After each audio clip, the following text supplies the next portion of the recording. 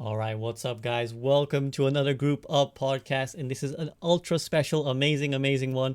If I sound rushed, it's because I have limited time with these awesome guests. So I'm going to quickly run you through who they are. Of course, beneath me is Andy, aka Naked Torbjorn or Semi-Naked Torbjorn, and then alongside me is Zach Metcalf, Dan Reed, Blizzard Overwatch team developers. Amazing. So grateful to have them here with me, guys. How are you doing? Thank you for joining me.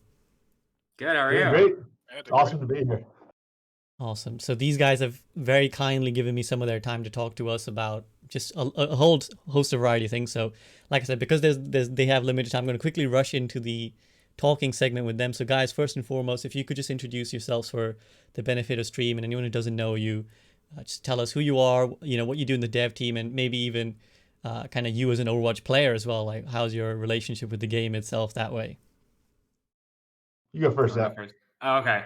Hey, I am Zach Metcalf. I've been on the Overwatch dev team for 2 years, and I work on the workshop and custom games, kind of that entire infrastructure from like writing code and doing the UI to I write a lot of our debug systems kind of behind the scenes that you guys don't get to see. But then something else that I work on is the loading of all of the hero package assets. So like whenever there's a problem with like heroes loading too slow or sprays don't load or stuff like that, I'm usually one of those people who jumps and tries to figure that out.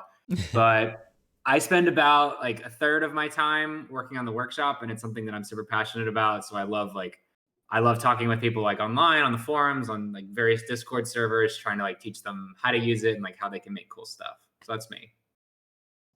Hey folks, I'm Dan Reed. I'm a gameplay engineer on the Overwatch team. I've been on there since I guess 2009. if you want to count that, I guess that was back in Titan days.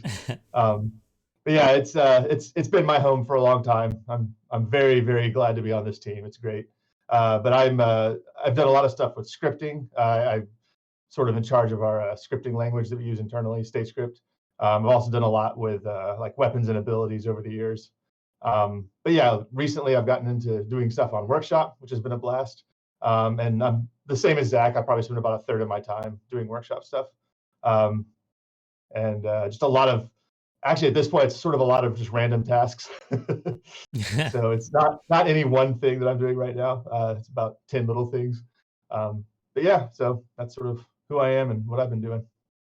Yeah, but you also asked about kind of our relationship with the game, and I think it's funny because me and Dan have like very different relationships with it, because like Dan has been around for so long, like on this team, that like he like helped create it and like has always kind of played it internally. And I actually started off like as a fan. I played in beta, and I played right like during launch day, and I played for just the next couple years until I finally joined the team myself. So it's like I have the perspective of a player who came in like already obsessed with the game, already playing way too much comp and going insane. Yeah, the end result is that Zach is way better at Overwatch than any of us. Does Zach dominate the intra developer games? If I play Reinhardt, then yes. But I try not to. Yeah. What was that like then, going from player to developer? Like, what was the shift like? Well, something that was always funny was that when I was interviewing for the team, this was right before role queue, and it was like role queue was being implemented, and so they were asking, like, they hadn't been announced yet, and so they were asking like, what would you do to solve kind of the competitive system? And it was like almost gearing me toward role queue. But what's funny is that since I came in as a player, and I still have that frame of reference for everything that I do. So even though like I'm not personally responsible for any of the balance changes, so don't worry about like I'm not gonna buff your character as much as I want to. But like I'm still just as like passionate and about the balance changes and want everything to be as competitive as possible, even though I'm like not even involved with that kind of work. And Dan, like for you, what is it like when a player kind of transitions into the team? Is it like a cool reference point? Do you get like a new perspective that you hadn't got before, or are you all kind of gamers at heart? No, it was super cool to have Zach join the team and give us that fresh perspective. It's happened a few times. I'm trying to remember some of the other like notable folks who've like joined the team after being players for a long time. But yeah, like pretty quickly they there are a lot of myths that are dispelled. They sort of start to like, oh, this is how the sausage is made, and then they're like, oh, this is how the sausage is made. You know, What was you, what, sort of dawns on them like this, how everything's actually propped up. yeah, actually be really curious, like Zach, what was like, was there something like a moment where you were like, oh, I totally realized this thing that I didn't realize before now? Yeah, I mean, I think a lot of it was, and this is less of a problem now because we've in the past 9 months, like due to some work by some of our amazing engineers who've implemented things like hot fixing and being able to patch more quickly. Just back when I first joined, balance patches were slower just because the tech wasn't necessarily there to support kind of more rapid hero balance changes. And so that was very much like a point of not contention, but a point of realization for me coming in. It's like, oh, this is why things are a little slower, because there's not like, it's not necessarily, we're not necessarily able to balance as quickly as everybody wants. And part of it was like that realization, and the realization that people want that. And so like people spent a lot of time and a lot of work getting us to the place where we are now, which like at least from what I'm seeing on YouTube, everyone is pretty happy with balance right now. Yeah, we definitely are. I think that's one thing we can actually agree on as a community. I think we're really in like one of the best states I think we've been in arguably ever. It's always hard to put it in total time perspective, because there's always the recency bias, you're always either in the worst meta or the best meta, but I definitely think we're in a very healthy state right now. And speaking of, go ahead. You have to credit not only our designers who are consistently like watching to make sure like what things need to happen, but there's also some absolutely incredible engineers who are just the smartest people I've ever met who have come up with this technology to get us to the place where we can do that. So like, I'm super excited to see how that keeps going. Absolutely. And I'd like to extend a big thank you actually to you guys for that. I mean, obviously I'm going to suck up to you while I'm on the call with you, but genuinely, like, I know as players, you'll hear us more often when we're complaining than when we're, giving thanks. But, we really do owe you guys a big one for kind of how you worked on the game and brought it to this state right now. And chat, and anyone who watches this on YouTube, please do make sure you show your appreciation, because, we whine a lot, but the fact that we're still playing the game shows that we do love it. I mean, at the end of the day, we love it just as much, if not more, than you guys. Yeah, it's definitely a labor of love, like it's actually, it's sort of, I won't call it a miracle, but it's a surprise to me that we are in such a good state with the balance right now. For a lot of the time, it's about just sort of making sure that changes are happening, just to sort of keep it fresh. Because a lot of time, like what people really dislike is stale meta, right? And so, one of the philosophies is just making sure that, things are changing, not too quickly, obviously, but things are changing so that, things do feel fresh. But we've settled on this really good state right now, where things just feel balanced, things feel great. So yeah, I'm really excited that we're here right now, and so it'll be neat to see where it goes. Yeah, is that kind of how you would, or what would be your ideal game state in that sense, and one that's kind of changing relatively often, one that's just in a very stable and balanced place, or one that maybe mixes itself up on its own? What would you describe? I mean, yeah, for sure. For me, I think you just want a healthy mix there. Like, you don't want it changing too quickly, obviously. Then no one can really master something. Everything just feels kind of in flux all the time. But you don't want it too stale either. Yeah, that's just me personally. I'm not. This is obviously all me personally here. No, but I was just gonna add on just like their individual views. I was just gonna add on that like that the answer to that question varies wildly depending on the person, depending on the team member. But I would say that like in general, in terms of a good healthy balance, like there's not necessarily a singular meta. There's often multiple comps of heroes that can work, and they're often map dependent. So that's why you see like different comps run on different maps. And if that truly is the case, where depending on the map, depending on the team, like if a hero has a place, then you're happy. But then also if there's a healthy range of choices, then you're also happy. Yeah, absolutely. Of course, Reinhardt mains were a little bit biased. We want it to be Reinhardt centric, but yeah, I mean, it really is in a healthy state. And I was gonna say, speaking of a healthy state, like just wanted to generally inquire, like, how is it on the dev end of things? Because, obviously Corona has kind of impacted all of us on our personal levels. But what's it like on the dev side of things? Are you guys overworked, underworked? Doubt it, but how's it changing things for you guys? It's actually been we have a really just amazing IT department, and the transition was surprisingly smooth for everyone, or for most people, I guess. For me personally, it was very smooth, and so props to them for getting us all set up at home. And honestly, we haven't. I mean, I can't speak for literally everyone, but I think for the most part, no one's really been crunching or anything since we've been in this environment. We've stayed pretty productive. Yeah, and everyone's helping each other and looking out for each other, and we've actually made the transition fairly well, I think. Yeah, would you agree with that, Zach? Yeah, I agree. Like in terms of the tech, in terms of our productivity, in terms of just kind of our day-to-day lives, like we've definitely been able to keep the same cadence just of our kind of workflow. Like the one downside is obviously that we don't have that kind of inter-office banter, inter-office chatter about random things that come up here and there. But at the same time, we also have sometimes when you're by yourself, you're able to code blast, as I call it, like through, or just essentially like just work really quickly through whatever problem you're working on without any distractions. So there have been some pros and cons. Like I definitely miss everybody from the office, but we do a good job of having like consistent calls and checking in and all that stuff. So the team definitely watches out for each other. That's very nice to hear. And sorry, Andy, if you ever want to say anything, just do let me know. See, I'm rushing with my questions. No, I'm here to listen in for now. Like I don't mind. I'm just happy that a quarter of the screen is just Tor. Yeah, I think we all are. Maybe we should just make Andy a little bit bigger than everyone else right now. I think so. Just maximize his window. Yeah. No, actually, it's funny that you mentioned banter. Like, what's it like in terms of? I'm sure you guys have disagreements about the game state as well. Like, what's it like in the dev team in terms of when you have like these disagreements? Like, how does it go? Is it like Jeff stamps his authority, or is it a democratic process? No. Or not at all. It's usually me complaining at people about my comp games from the previous night before. That's usually how it starts.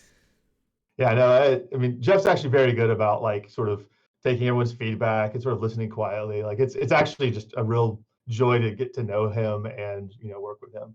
And that's sort of true of the whole team, really. Like everyone's professionals. No one's it's not ego, right? Like everyone checks their ego at the door. It's a really great environment. But yeah, we totally have our disagreements, and we'll hash it out with each other. And there's always this moment during most conversations where either you or the person you're talking to goes, oh, you're right, and they'll sort of like back down a little bit. And the fact that people are able to do that and that people feel safe doing that is it's just really awesome being on that team, in that kind of environment. But at the same time, like everybody's super passionate about some of the hotly debated topics, like just even the topics that I've been a part of over the past couple of years, like roll queue as it was coming out, kind of what 222 means for the game. But then also moving forward, like once we started doing the experimental card, there was the change where it was going to be triple DPS, one tank, which like that was like very hotly debated in the office. Some people loved it, some people did not love it. And like we could definitely be super passionate about kind of how we felt about it. But yeah, at the same time, like we totally like respect each other and listen to each other. And it's really intense conversations though, like about where we kind of want to see the game go in the future. Yeah, that's something I'd be really fascinated to know more about. Like how does this something go from an idea to being something you guys like put in? Like where did for example, the 132, where did that come from? Where did Rollock come from? And how does it go from something that you throw out and then something you eventually put in? I mean, a lot of times, a lot of this is happening over in the design bullpen. When you talk about these sort of like, hey, we're going to be trying this for a while. We sit down, back in the before times, we sat down the hall, maybe 100 feet from them. And sometimes, a bunch of gameplay engineers would go over there and say, no, we really think it should be this way. But more often than not, like the sort of big initiatives start from over there in the design bullpen.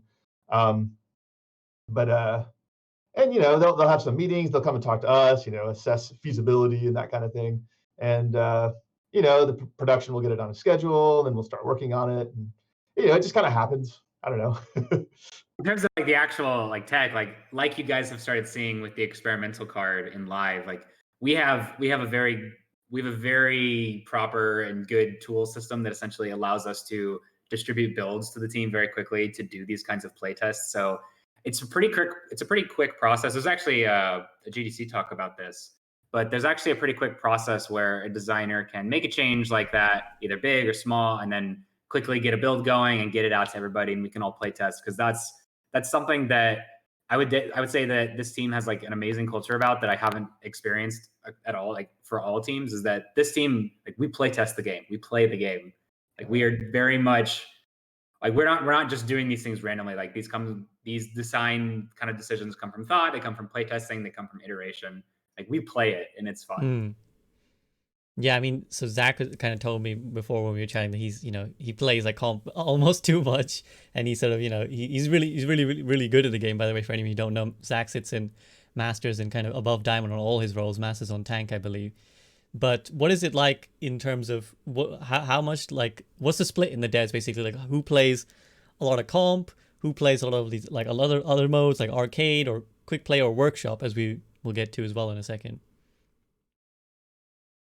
I can't speak for the whole team, certainly. I will often, honestly, for the last, I don't know, 2 or 3 years, I've mostly just played in our internal playtests.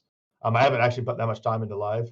And the reason is honestly that, like, I'll work on the game all day. I'll play the game at work, and I just want to do other things when I get home.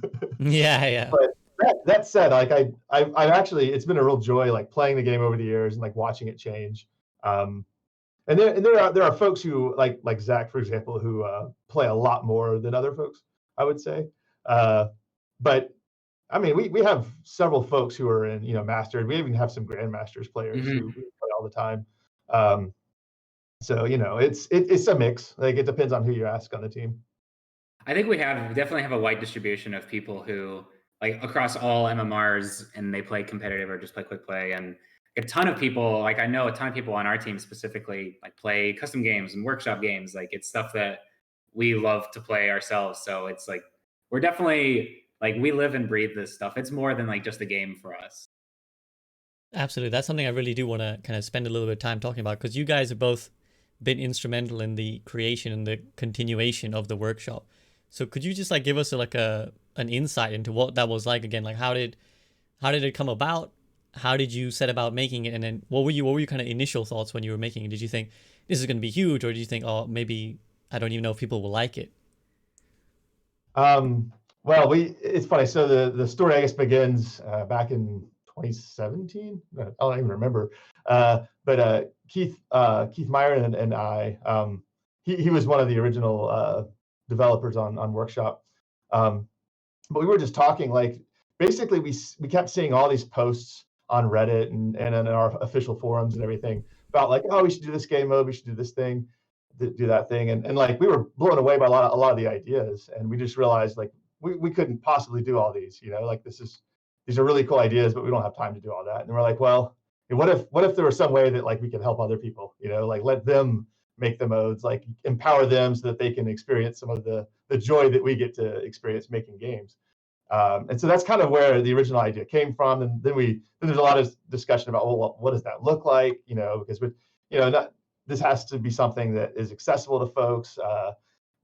We wanted to make something that didn't require a lot of previous programming experience to get into it. So there are a lot of discussions. We went around in a circle, and honestly, as we were sort of working on the initial version, like, it changed quite a bit as we were working on it. But yeah, so we did a hackathon. So we get sort of 2 days a year where anyone on the team can just work on pretty much whatever they want, as long as it's somewhat related to Overwatch. And so we were like, well, we're going to do that for our hackathon. And so we had, like, the super crude early version that we showed it to the team in 2017. And then we did it again in 2018 for that hackathon. Like, we sort of took the idea and worked a little bit more, and then it started getting some attention. People started noticing, like, hey, this could be something really cool. So, we talked to folks and talked to Jeff about it. And then finally we got sort of approval from the steering committee, and they're like, okay, yeah, we want to put this in the game. And then that was, I guess, early 2019 is when Keith and I sort of did the big initial push to get it out the door. And then actually, as we were pushing to get it out the door, that's when Zach joined the team. And he helped us out quite a bit, especially with he alluded to the asset package loading earlier, but hero loading, sort of getting the heroes in memory. And one of the big modes we were doing initially was Hero Gauntlet. And actually, I'll let Zach speak about it if he wants. Just sort of some of the stuff he had to do to get that working. I mean, yeah, like that. The timing is correct there, where I actually joined the team about 5 to 6 months prior to the initial launch of kind of the workshop 1.0. And honestly, the majority of my time was kind of spent polishing how hero loading works for not only the entire game, but very specifically for workshop, because we made Hero Gauntlet and the mystery hero, or not mystery heroes, but the mystery deathmatch, where you're constantly switching heroes every minute or so. But with Hero Gauntlet, you're switching heroes all the time. So there were a lot of challenges like that, about things that we had never necessarily done before. Because in Overwatch, in a typical quick play comp, maybe someone switches a hero once a minute. But now we were starting to enter the territory of people are going to start making custom games where we're going to have a lot more pressure on our game systems, being able to switch 12 heroes every 5 seconds and just go. And so there was a lot of stress testing that certain systems had to go under. And one of them was the hero package loading stuff that I did. And it eventually manifested itself into one of our workshop actions called Preload Hero, which people don't know how it works, but it's very good.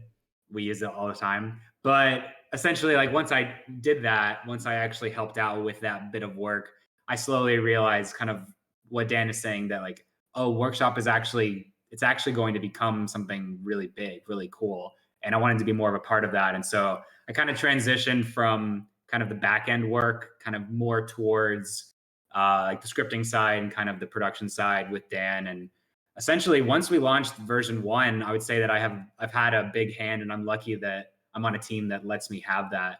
But I've had a big hand in kind of planning and producing and implementing kind of the features over the past, is it 2 years, a year and a half now? Yeah, it's been a year and a half of workshop stuff. And we've had a great cadence of patches and updates every 3 months or so. And I'm constantly kind of chatting and listening with our workshop community, online and on Discords, and seeing what they want, and seeing like me and Dan always chat about what are the next features that they would need to actually take their games to the next level. Yeah, no, absolutely. And I think, particularly the workshop community, but even all of us have kind of seen a benefit of it. And I know Andy's here to kind of speak for the workshop community. I mean, I think we just say thank you, right, Andy? Yeah, absolutely. I mean, the degree that Zach interacts with the workshop community is insane. Frankly, I don't know how you do it. You have 15,000 messages in the workshop Discord, and I've seen you posting at Saturdays, Sundays, 3 a.m. Man, you're dedicated beyond. Hey, don't judge my sleep schedule. Hey, listen, from a person with a very bad sleep schedule, there's no judgment here. It's more damn, you are dedicated, and it's hopefully it's going to pay off in long term when the workshop actually grows up to be a fully fledged sort of part of Overwatch, past what it is already now.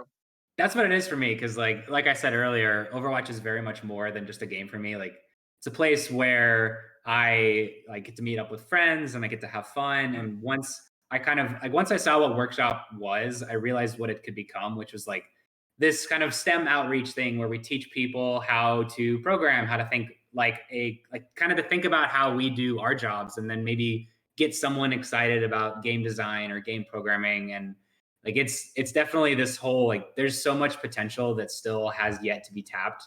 And so I want to make sure that we're setting that up for success, and I think we've been doing that so far. Yeah. By the way, go ahead, sorry, Andy. Dan, the early versions of the workshop for your hackathons, what could you actually do in it in 2017 and 2018? Well, and so imagine sort of the framework of what it is now, but there's 3 actions. Nice, and nice. 2 values. So very much a tech demo rather than a fully fledged. There were no variables back then, right? Yeah, no. We had variables. I'm trying to remember exactly when that came on. There was a version that didn't have variables. There was Maybe variables came later. In 2017 variables, so you could just set actions and stuff. Yeah, the 2017 one was super early, but we were still able to do some very simple modes. I think one of the very first ones we did was Protect the President with Zenyatta as the president. And so you had to escort Zenyatta through King's Row. And if he died, everyone on your team respawned back at the beginning. But if everyone on your team, or actually, sorry, if Zenyatta reached the other side of King's Row, your team was declared the winner. And you can actually do all that without using any variables, because at the time we still had some like simple events like, on like player died and that kind of thing. So you could do player died, you could filter on Zenyatta. So if the Zenyatta on team 1 died, then it would respawn the whole team. So we had that was our very simple like proof of concept back in 2017. And then we like sort of added a whole bunch more actions and values and stuff in 2018. And that's sort of at the point where it became clear, like, hey, if we were actually given like, I think it was like 3 or 4 months. I'm trying to remember how long the actual sprint was for the first version of Workshop, but it became clear, like, if we were given some time to do that, like, we could actually deliver something pretty cool. So that's how that happened, I guess.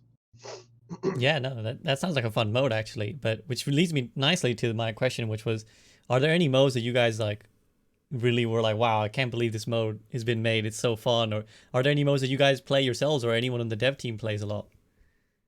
Yeah, for sure. I'm gonna list some old school ones because they were like, when I first saw them, there was this feeling of like, oh wow, like this was exactly what we were hoping for, right? Like, so it was sort of a validation of all of our hopes. But like one of the ones that I was so incredibly creative when I first saw it was Last Man Bouncing, because that, like, we could have been working on Overwatch for 100 years and like no one on the team would have come up with Last Man Bouncing. I don't know if how many of you are familiar, but it's basically this big sphere sort of floating above the Lijiang Tower map, I think. And then it's a bunch of Reinhardts just sort of bouncing on it, charging into it, fire striking each other. But there's no ground. The idea is if you fall off the sphere, you're going to die. And if you land on the sphere, it bounces you up in the air. And it was just this wacky mode, but it's like conceptually simple, but like it was really well executed and it was a lot of fun. But anyway, that was sort of when I was like, oh wow, okay, yeah, we're onto something here. I don't know about you, Zach. I love that mode is from Kevlar, who has some of my favorite modes. Like I'm gonna continue to plug him, where he's been working on a what is it? Keep talking and nobody explodes mode, which is actually just the most in-depth thing I've ever seen. But some of my favorites that I would say, like me and my friends, when we're like queuing a comp, like we'll play Sada's 1v1 mode all the time, like kind of as warm up in between our comp queues. Then like we've played PMA Jellies' Pictionary mode, which is also fantastic. And there's so many good ones. And I know, like, I'm excited to see, because especially with this patch that we just released, a lot of what this recent patch was focused on was giving creators kind of the tools that they needed to really polish their modes. Like, they've been able to do a lot of really powerful stuff, but I would say that something that's been missing so far is that last little element of polish. And so that's what I'm hoping that this most recent patch is, because we've seen some really amazing modes that are like, they're so close to just feeling like a full-fledged game mode. Like there's a great competitive game mode called Conquest by a guy named Cactus Puppy, and it's like it feels like a true competitive mode. And it's just, if there's just that little tiny bit extra polish, then honestly, like, it would be something that I could see going into the game. Like, it's these modes that people are making are so incredible and they're so close. And like, I'm hoping that they really see what this recent patch does for them. And I'm excited to see what happens.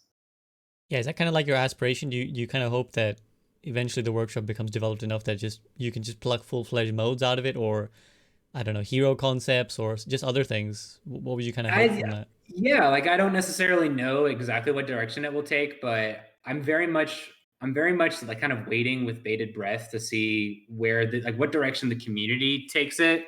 Because a lot of what I've tried to make sure that we've done over the past couple of years is properly integrate Workshop with the rest of Overwatch. So for instance, when like the While You Wait system came out, where you can actually play games in queues for like quick play and competitive, the first thing I did was make sure that Workshop was part of that conversation.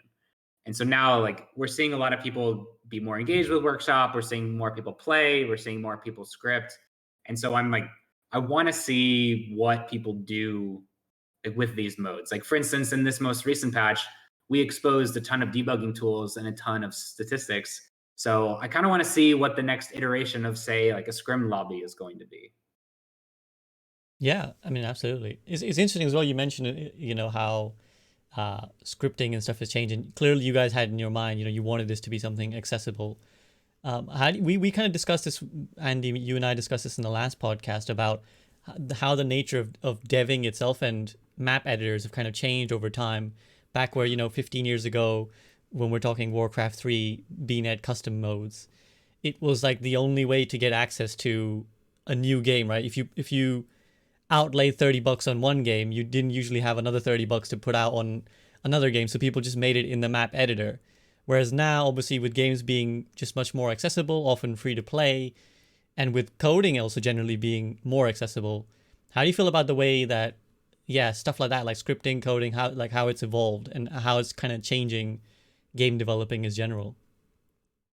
I think what you're seeing is that, it's a great thing that there are more tools available for people to jump in and learn this kind of stuff. And what it frames Workshop as more of a, like, this is the thing that could get someone into coding. So it's kind of like the pre-step for them trying to explore something like Unity or Unreal. It's kind of their first exposure, like, hey, how could I kind of just script some basic behavior and make something happen?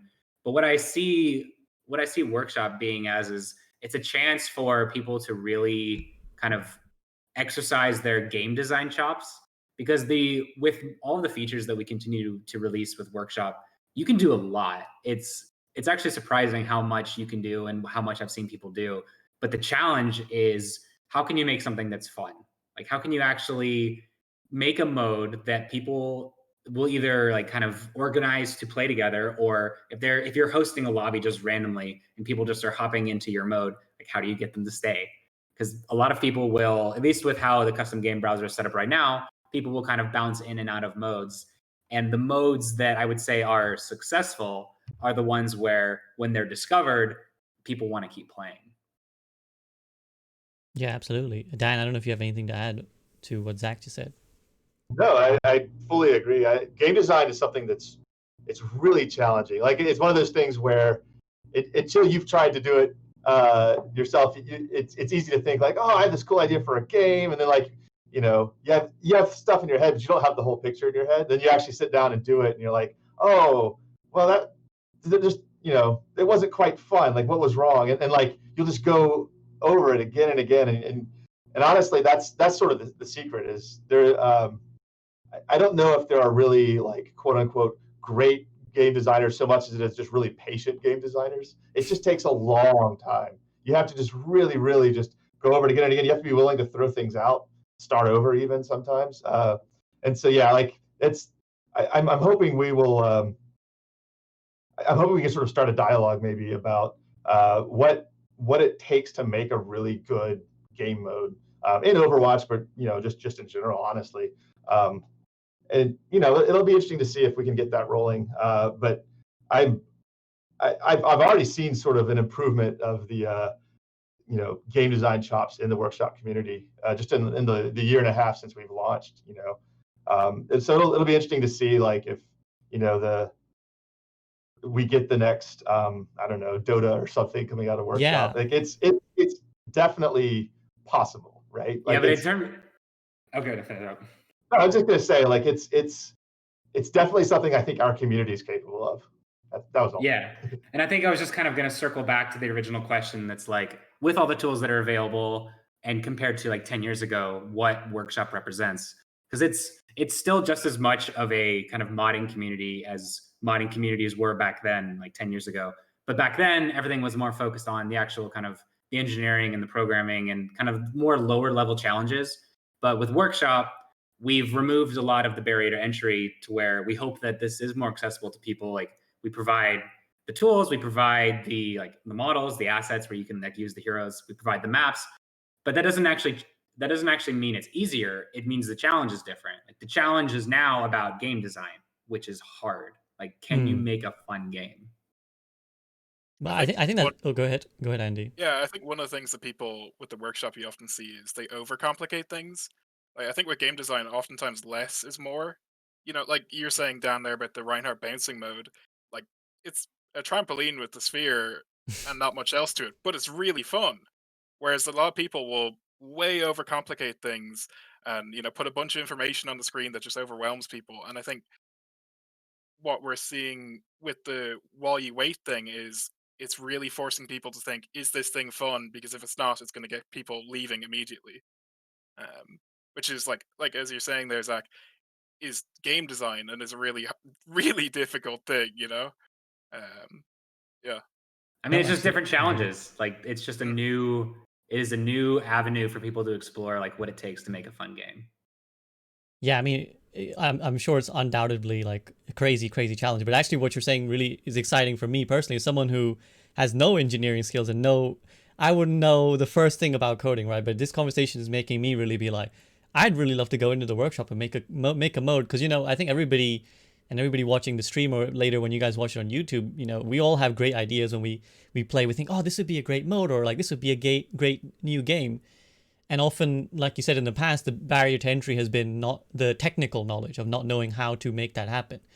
So for someone who's watching this and is like, I have ideas and the workshop, this sounds actually quite feasible for me to do. Maybe I can get into game design. Like maybe I can become a game dev. What would your like advice or path to them be? And Andy, you feel free to speak as well as someone who does design game modes, but like how would you kind of guide them? I'll just say a quick thing of if you need help with the workshop stuff, just go to Elo Hell Discord. Like there are so many helpful people there. Like Zach is in there, Dan is in there as well, and you'll get help if you need it. Obviously, don't go and spam the developers just because they're in there. But if you need help from people like myself or any of the other workshop guys, like we're all there to help you. So if don't ever be intimidated to jump in and just try something. Yeah, I think that's sort of the key there, right? Like just try stuff. Like you're not gonna hurt anything. Get in there, experiment, fool around. No one knows how to program when they start, right? Like it always. And I say program, like a lot of people say like, oh, I can't program, but like no, you just haven't yet. Just try it. Just work out a little bit. Like, and it takes patience. That is something that I think people can often underestimate, is like how long it's going to take you to get good at a thing, especially something complicated like programming or scripting. It just takes a lot of effort, but you can do it. Like, Zach and I are smart, but we're not like, rocket scientists or something. Like we're just people, and you're a person too, and you can program. So get in there and do it. I mean, and we see continuously, like if you look on the forums or Discords or YouTube videos, like people are really creative and they have really good ideas about this game and like kind of what they want this game to become, and they have lots of cool ideas. Go try it. Like, do you have an idea about like making some kind of fundamental change to how something in Overwatch works? You could probably do it yourself in workshop and like get people to try it out, get people to test it. Like if you're super passionate about an idea, like the first thing that comes to mind is like, do you want to try something like hero bands? Like go make it. Go set up a mode where when the mode starts, there's like this little section of the mode where you like pick and ban things and then just play a game and see how it works. And you can iterate like you out. Anytime you're starting out on something too, like the very first step's gonna take a long time. Like it'll be hard and frustrating at first. Everything's hard and frustrating at first. That has sort of a lot of depth to it. And we've tried our best to make the workshop something that's simple that you can get into quickly. But the truth is, like it will take effort to get into it at first. And don't be discouraged. Don't think it's your fault that you're having trouble at first. Like it's just hard. It's just something that takes time and effort, but it will get faster. In other words, you'll get better at it as you go. You'll start to learn how everything works and clicks together, and pretty soon, yeah, you'll be able to make your own modes and everything. It just takes some patience. That's all. Yeah, absolutely. And I know you guys got, I'm sure, like lots in mind as well for kind of making it even more accessible, because obviously we spoke about just now about one of the problems being that people leave the lobby, when you're trying to set up something fun. And is that something you're looking to tackle as well? Like you want to kind of make it so that it's more of a sustainable source of game modes, if that makes sense? Yeah, we've always been talking about ways to like get workshop modes sort of more attention, I guess. We've got some ideas we're batting around. Nothing to announce just yet, but we definitely want to bring to attention to the community like the really great modes that people are working on. I think part of it though is also the community. Like the community should try and embrace workshop a bit more. Like for example, I know Korea plays the workshop a load more than any Western audience does. So it's not like it's just the systems and game stopping it. It's as well the community should try and embrace and check out the modes that they don't usually check out. Like don't just go play Tiny Overwatch, try and play Conquest or something like that. Like start up a lobby, do a pug, something like that. I think a lot of it is that though, is like start up some kind of pugs or just like gonna get a group of people who wants to either try something new or try some kind of scrim mode or just try some kind of hero practice mode. Like there's so much out there that I think if you can find like the right group of people to do stuff with, like you can have a good time and you will have less of the problem of people coming and going from a lobby. Yeah, absolutely. And Andy, on that whole the community culture, how do you think how should we change our kind of community culture? How do we just talk about it, just tell people go play, or is it something? Honestly, as it's well? just I'm trying to do my best by just showcase all the cool stuff. Like I'm in that workshop Discord constantly. If I see something cool posted, I'll post on Twitter, Reddit, wherever. I'm posting on Chinese media now. Just everywhere I can post workshop stuff, I'm posting it. Because really, once people see what the workshop can do, they'll play it. It's not, you don't really need to convince people. You just need to show them.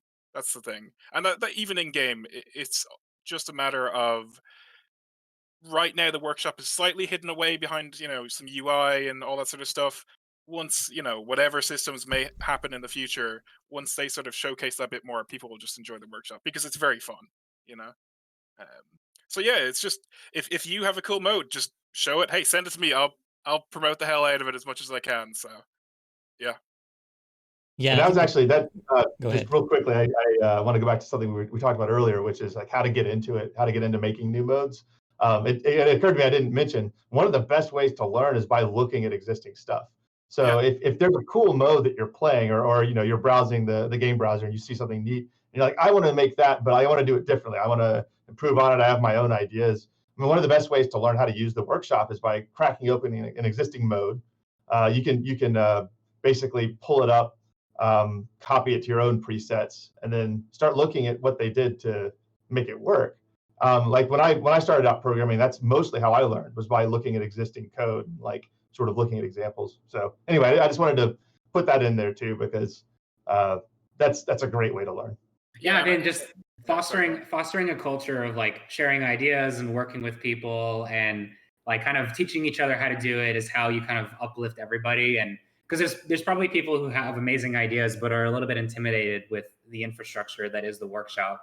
But if we can kind of help foster their creativity and kind of convince them like, no, you can do this. It's going to take a little time and work, but you can do this. Like we'll see, like this community has a lot of really creative people that if we like foster them correctly, they'll make something amazing.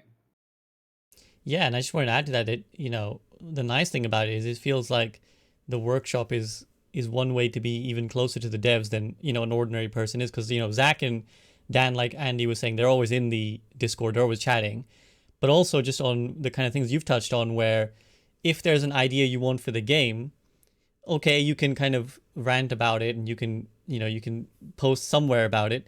But I guess the further step to that is you make a workshop mode. If the workshop mode becomes popular, now you have a tangible, not just an idea, but you have a solution as well. You're like, okay, well, let's change this about the game. Well, here's my game mode that changes this thing and people like it. And, you've got Zach and Dan probably there supporting you. So you've already got, one way of getting your ideas out to Blizzard, if that makes sense. And the thing is, like, we see it. And I don't even mean just me and Dan. Like, the other members on our team chat and message me and email me cool modes that they see all the time. Like, and maybe I've already seen it, maybe I haven't, but like the rest of the team, like we play these modes, we are exposed to what people are doing. Like we do see it. And there are some amazing ideas out there. And it gets other people on the team excited about the workshop. And like, because for instance, there was an Among Us mode because Among Us is like all the craze right now. But there was an Among Us in workshop, and I had like four different people on our team like DM me and say like we should like we should add the ability to like to mute people's mics in workshop so that we can make this mode properly. And I was like, yeah, we know about that. No, well, I mean, that's a really great tangible example of like something that, was done in the workshop. You guys saw it and you were like, maybe we should add this to can we add this to the game to make it better for these guys? So, I think one of the perceptions in the community is often that you guys don't listen, right? And you guys don't care. And I think one thing that I hope this podcast achieves is showing how much you guys do care and how much you guys do listen. And also just to try and bridge that kind of disconnect, because often we see devs as like a holy, I don't know, like a holy pedestal somewhere off in the like you guys sit in the clouds on Mount Olympus and we're sitting here, in a different world, whereas you guys are just people also playing and enjoying the game and also wanting the game to grow. So hopefully finding that, that balance between, well, here's an idea and let's just talk to the devs like people and maybe they will, listen and put in what we want. Yeah. Yeah. I mean, we love it probably more than you. Zach is ready for that contest. I'm ready. Let's go. I'm conscious that I'm not supposed to take you guys' time too much. You have to go in like 5 minutes or something like that. Like just a little bit, yeah. I think so. A little bit. Okay, well, there's a couple of questions I have that I'd like to ask, but I'll put it to Andy first. Andy, if there's anything you want to ask before I No, go ahead. Go ahead. I mean, I already have all this interaction with Zach and Dan, so you go ahead and ask away. Yeah, if you have any questions, we can finish it up there. Yeah, cool. And chat quickly if you have any really good questions. Please don't ask about Overwatch 2 or things that Zach and Dan have no control over, such as when is the map editor coming out? Oh, right next Tuesday? Yeah. Of course, yeah. Keep that on the hush. Yeah, so nothing that these guys aren't involved in, but if you have any questions, please do drop them in. One question I had was just to know you guys better as people. Like, what were your favorite game states? Like, were you big dive people? Were you big goats people? Or were you like, oh God, please get rid of double shield? Like I hate it as much as, the next guy. I am a tank and support player. So kind of I like Ryan, I like Winston, I like Anna, I like Bap. But I also really like Roadhog. So those those 3 weeks of Roadhog main tank. Oh, that was so good. It was so good. I got my career high recently just doing my Roadhog main tankness. But no, my favorite metas are when I can play multiple things. We're in a good place right now where I can kind of just play Ryan and WM1 into them. But there's also certain maps where I'll play Winston and I love it. So yeah, I've always been a big Winston person myself. So I think anything that supports that kind of gameplay, any meta that supports Winston just diving in and just zapping everyone, that's what I love doing. So, yeah, I like to watch a lot of Overwatch League, and I think dive is a fun meta to watch as well as to play. So maybe dive. But yeah, anyway, that's me. Actually, what was it like watching Tiny Overwatch in the Overwatch League? By the way.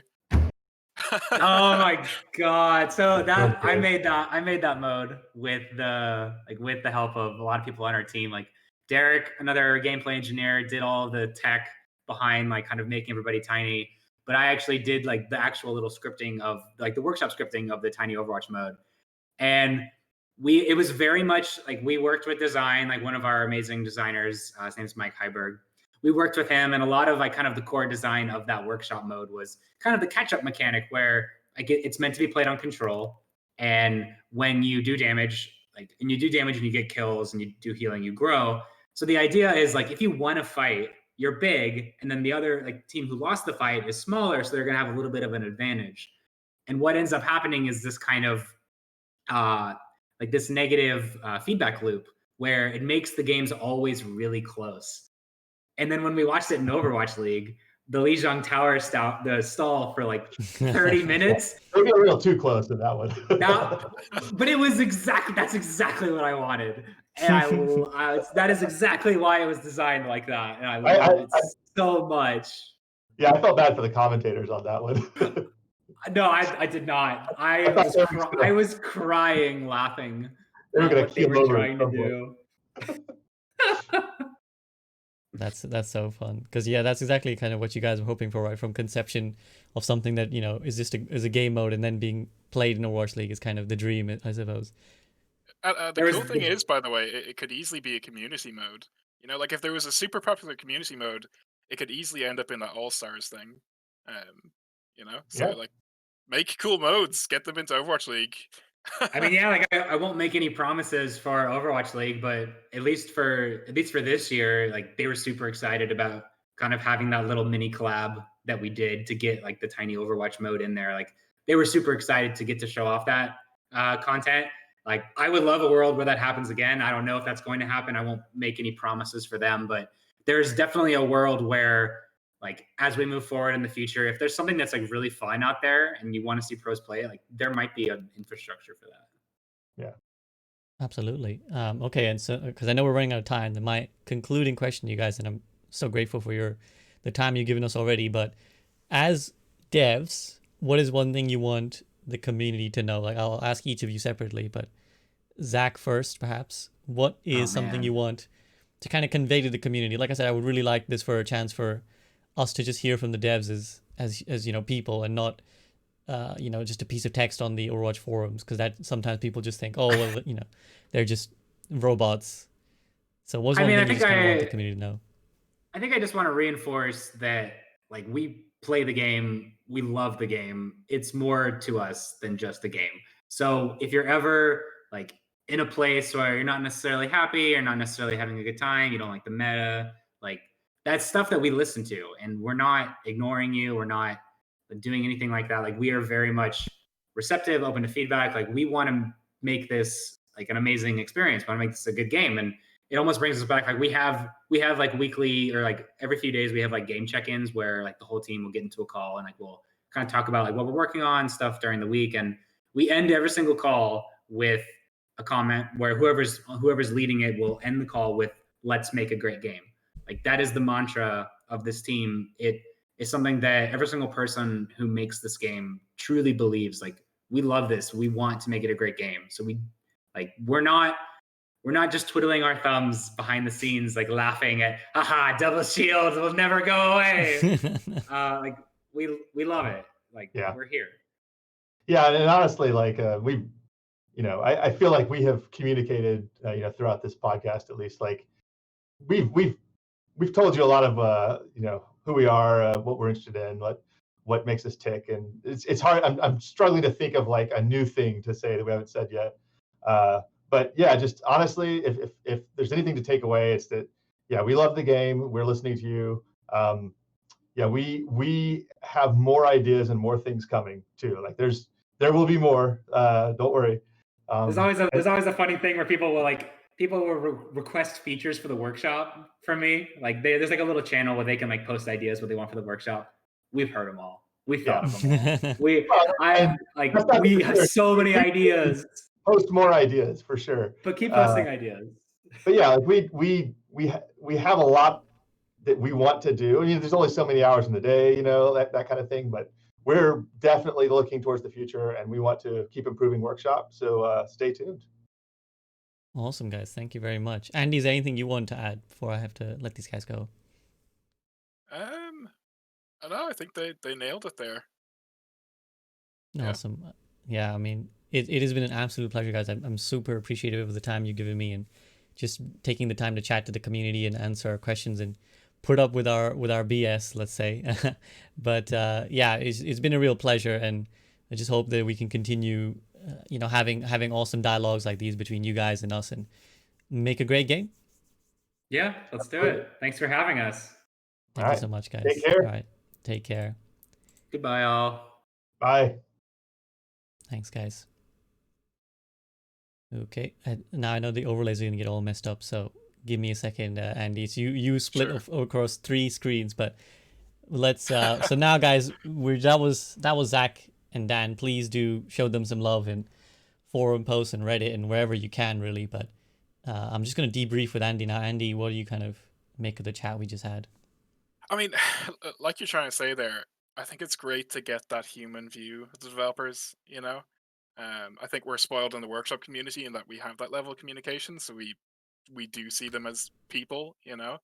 But I think a lot of the time the community forgets that it's real people working on the game. It's not some, like, as they say, they're not twiddling their thumbs there trying to mess with people. They're working on the same issues that we have issues with, and it's just lovely to be able to talk to them in this way. I'm super happy that they gave us their time there. Yeah, me too. Just like super super grateful because they didn't have to, basically, is what I would say to everyone. Like, they absolutely didn't have to come and chat to us, and that was time, they could have been doing a whole lot of things, or they could have just been taking a break. They could have been like spending Yeah, I time think with it's their like friends or lunchtime having fun. in California right now. So Exactly. So the fact that they came here, I think, is just another indication of how much they do care, and I think you can see the passion as well when just talking to them. I think that's why I think it's really important to have these dialogues, is because we otherwise sometimes, I think, again, we can fall into the danger when we're frustrated with the game. We take it out on how we see the devs, like, oh, the devs this, the devs that. mhm. But just talking to Zach and Dan, that you can just see the passion kind of just Oh, for sure. oozing And out, basically. one of the things that Zach was pointing out about how, uh, and I kind of wish we had talked about it a little bit more, but about how workshop is kind of a pathway for people to get into STEM, which is science, technology, engineering, and mathematics, I Mathematics, yeah. think. Yeah. Um, like, I think the workshop is an insanely good tool for that. Like, I've seen, so for the Elohel workshop Discord, which is elohel.gg/workshop/Discord, you can join it now. Um, So could one we of my do a mods week. just put that link in the chat as well, so for anyone who Oh, wants to follow? appreciate it. Just go put that in Thanks the very chat, much. please. Yeah, there you go. Appreciate that. Um, yeah, we do a weekly game night, in which anyone can join, by the way. Feel free, anyone who wants to play workshop modes in a more organized atmosphere, like we were saying, setting up pug servers, that sort of stuff. If you want to test out your workshop mode with people, like, that's every Saturday. I think it's Saturday or Friday night. Either it's tonight or tomorrow. So I haven't been to them, but um, we sometimes we get like young kids in there who are trying to get into workshop programming or workshop scripting. And for me personally, that warms my heart so much. Like, that just melts my heart seeing that they're taking their first steps into a career of programming. Like, maybe they might not go into career programming, but it's giving them the opportunity to get into programming in a way that's fun and interesting to them. And I think that has so much value that just can't be understated. And, like, if I was in Zach and Dan's position, I would be, every time I hear a story of some kid or anyone like that making workshop modes, I would be so delighted, because it's such a cool thing to have that level of an impact on someone's life, you know, to give them the stepping stone to get into a career that they really enjoy. And I think the workshop is amazing for that, because you get really quick visual feedback for what you're doing. Like, you Mm. can add a sphere to your character and you immediately see that. Whereas, like, say we were saying about in, like the early 2000s, if you're modding, you have to know a lot more. Whereas workshop is like, you can do it really quickly and have really cool results. And that's something that personally motivates me a lot to kind of push the workshop forward as much as I can as just a member of the community. Is that I think, you know, there's enough barriers to entry for the STEM field already. Mm. Removing as much of those as we can is a great thing to do, and something like the workshop is removing a barrier to entry. It's getting someone to learn that game design logic, to learn, the fundamentals of programming, maybe not necessarily programming, but game design, that sort of stuff. And then from the workshop, they can jump to Unity or Unreal or something like that. So yeah, no, Yeah, I just absolutely. think the workshop is amazing as it is now and will only get better and better over time. Like you said, you can see the passion that Zach has, you can see the passion that Dan has. Like, they are going to make it an amazing tool. Absolutely. And chat, feel free to post in, like, what was the kind of the most interesting thing you got out of that, little chat with the devs. For me, yeah, it was very interesting seeing um, that potential pathway. And I really like what you said there about it being such an important skill now. And, not to stray too philosophical and far away from Overwatch, but we are in a world where increasingly you're going to have to know coding, right? You're going to have to know some form of, like, the back end. We're kind of boomers, or at least I am.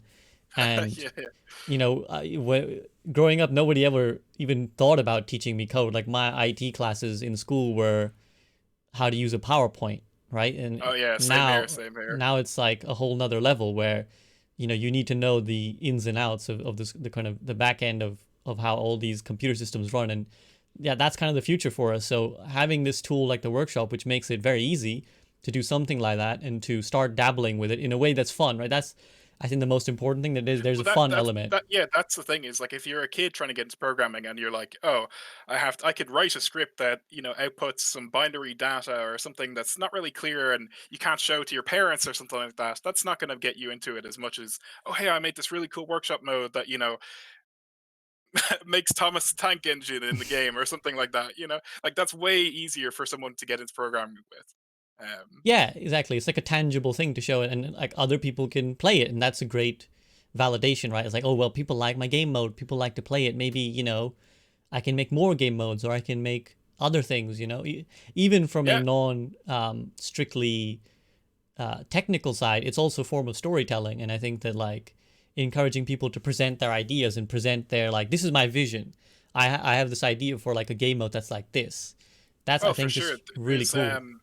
There's a user, a guy in the workshop Discord called Grax Courier, and I look up to him so much because he has he's a huge fan of the game. Do you know the Division?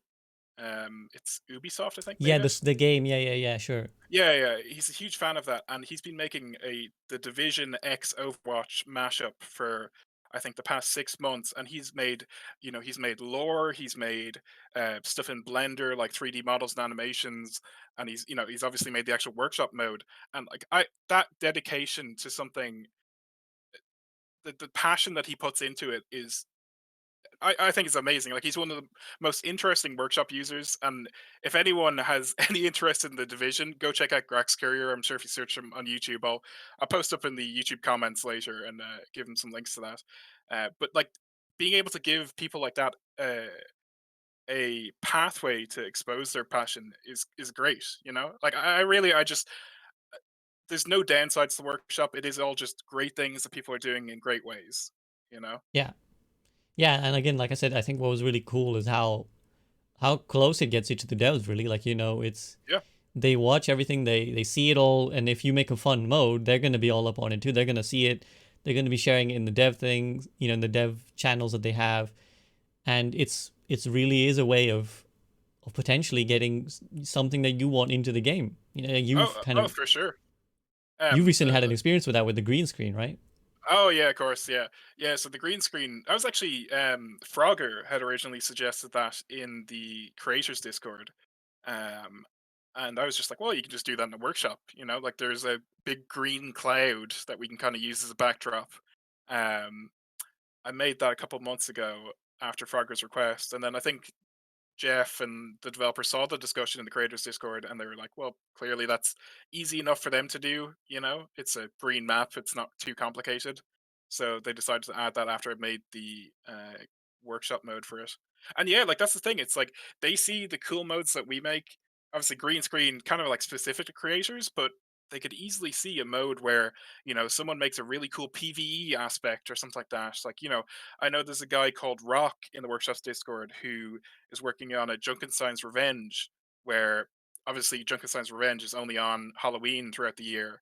And I think Rock is making like adjustments to it so that it uses his own bots and you can play it throughout the year. And he's making his own adjustments to it that maybe they'll see those adjustments and make adjustments to the actual base game of Junkenstein's Revenge. Or maybe 6 years into Overwatch we'll get something other than Junkenstein's Revenge. Please, for the god. or maybe that door will actually open and we actually get to Yeah, go to the next level, right? exactly. Just give us the same like give us the same logic and everything. Just move us to a different area.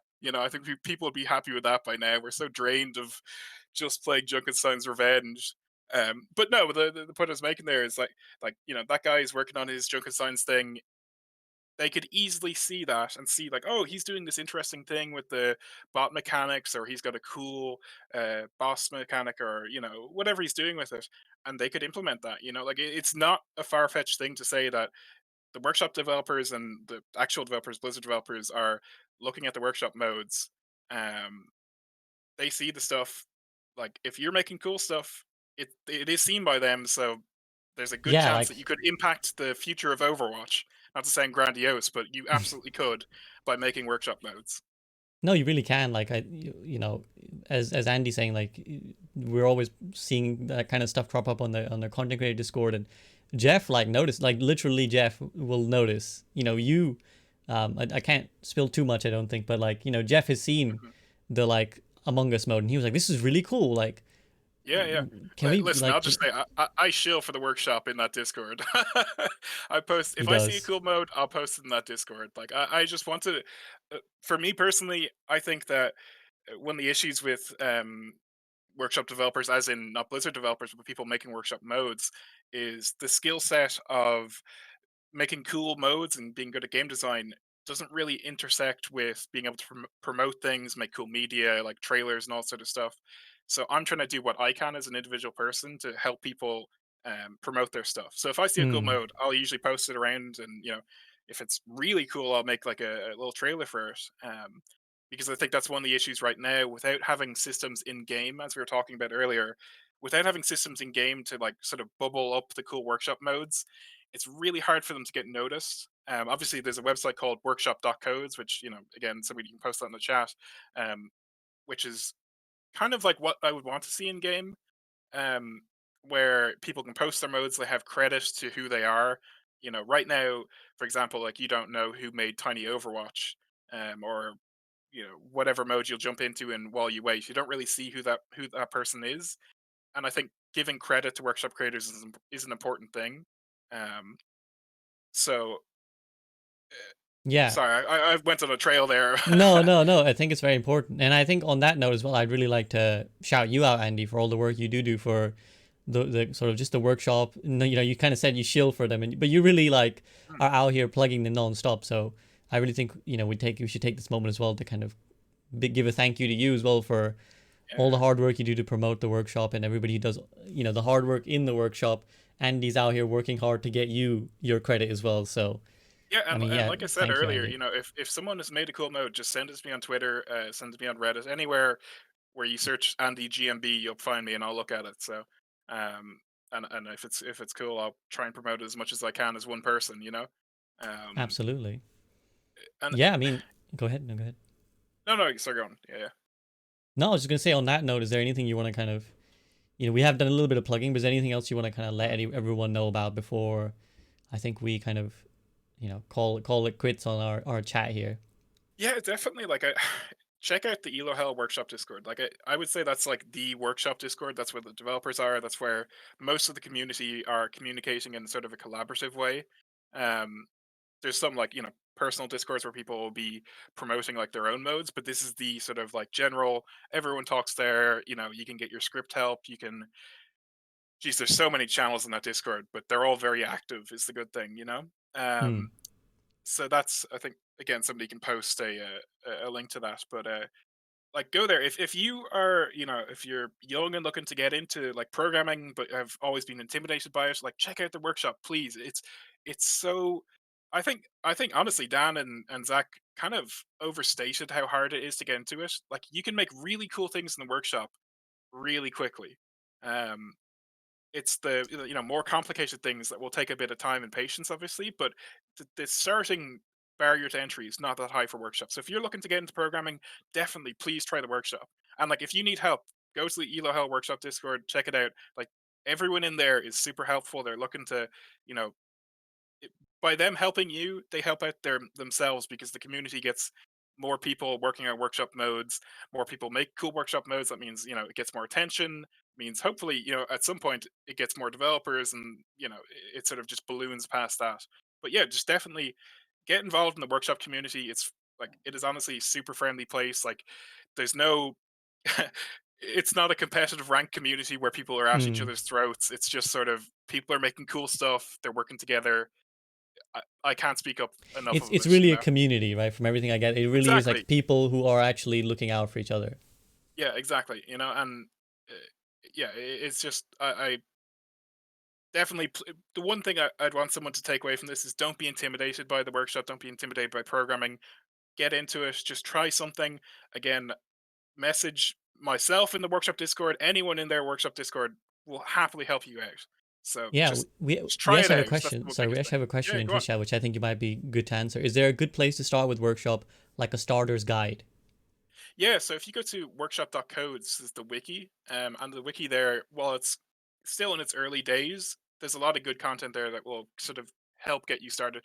But honestly, like read the wiki and then just try stuff out in game. Um, One of the things I would say for sure there is kind of a problem within the workshop community of a lot of the knowledge is shared on Discords, and Discords aren't really searchable. You know, like you can't Google for something in a Discord. That's something we're trying to work on. We're trying to move a lot of that knowledge to be outside of Discord so that you can just search for it. But yeah, workshop.codes, maybe / wiki or something like that. Mm. Check And that out. also, Join I'd the add what. Discord. You know. Yeah, also what I'd add is, and I'll post all these links in the YouTube when I put this up so anyone who's reading the comments, they'll be in the description or as a pinned comment. But also I think what Zach and Dan spoke about, which was take a code you like, and then Oh yeah, import the code and let's look at what they did, and then you can just tweak a few things. Like, maybe there's a mode you like, but you think we could do this with it, and just build off it a little bit, and then you'll kind of get the understandings of what little triggers and stuff cause other yeah. actions, and how you can build Yeah, on so it basically. I think that's one of the beautiful parts about the workshop is it's very much an open source sort of ethos. Like everyone is working together, sharing that code, sharing the knowledge, and you can just jump into a mode and see, oh, here's that rule that says, when McCree shoots, a Torbjorn flies out of him. Like, how does that work? And oh, it's just create the, when the event McCree pressed primary fire, create Torbjorn bot, apply an impulse and fly him out of the McCree's position. And that's literally as easy as it can be. Like it can be like three lines of workshop code. I'm doing air quotes right now, but you can't see it. 3 lines of code, and really, as long as the person like, I would actually read. That's a good point. I'm happy you brought that up because I would read the in-game presets. So the ones that are already in game. If you go into your presets tab in the workshop or in custom games, you'll see there's a list of like lava, Gun Game, Hero Gauntlet, a couple other ones. I don't know. Is Tiny Overwatch in there now? I'm not sure, but I don't think so. Not yeah. not So that I go in remember. there and read those because those will be the best documented ones. Those will be they're all the rules are named and like it's all very clear what's going on. Obviously, if you go into some other modes where somebody has got like 300 lines and you're kind of overwhelmed by that, that might not be great. But yeah, go into the in-game presets, read those, and learn from that. And really, like I said, just try it because it really the hardest thing to do is get started. And once you get started, then everything starts falling into place to an extent. And again, there's a huge community of people who want to help you in the workshop in the workshop Discord. So join that up and get posting and get making cool modes. Absolutely. I think it's just the same as any creative enterprise. Like whether you're writing a novel, the hardest thing is the blank page that you start with, and getting started is always the toughest Exactly. obstacle. I think we've all been there where we've got a Word document open and it's just completely blank, maybe one word. The Like it is really just getting started. Yeah, exactly. The big SpongeBob there. Yeah, that's what I was thinking. The sponge always spends an hour and it's just like a elaborate Yeah, I mean, Yeah. guys, I think we've kind of told you enough, but like I said, like we just keep emphasizing, just give it a shot. And like I said, with all creative things, it's all about building on, yeah, as Andy referred to earlier, the shoulders of giants. Just building Yep. on what other people are done. You don't have to be an expert to go in and make it, nor do you have to get it right the first time. Just make something, and then you'll kind of know, like, this is how it is. Maybe it's for me, maybe it's not for me, but give it a shot. And like I said, give the devs your love. Make sure you kind of send them some nice messages in the Blizzard forums and the Reddit posts, and show Andy some love as well. Make sure you give him thanks for all the hard work he does. And yeah, go check out all those Discords that he mentioned, workshop.codes. Again, all these links will be in there in YouTube. So thank you very much, guys, and thank you, Andy, for your time. Yeah, cool. Thanks for having me on. It's been a blast, man. And again, thank you to the devs, Zach and Dan, for giving me their time as well. It's been awesome, guys. So yeah, I'm gonna let you get on with your life. And I know because last time I kept you for 3 hours, Andy. So this time I'm gonna spare you that torture. So yeah, thank you, man. Thanks. And catch you soon.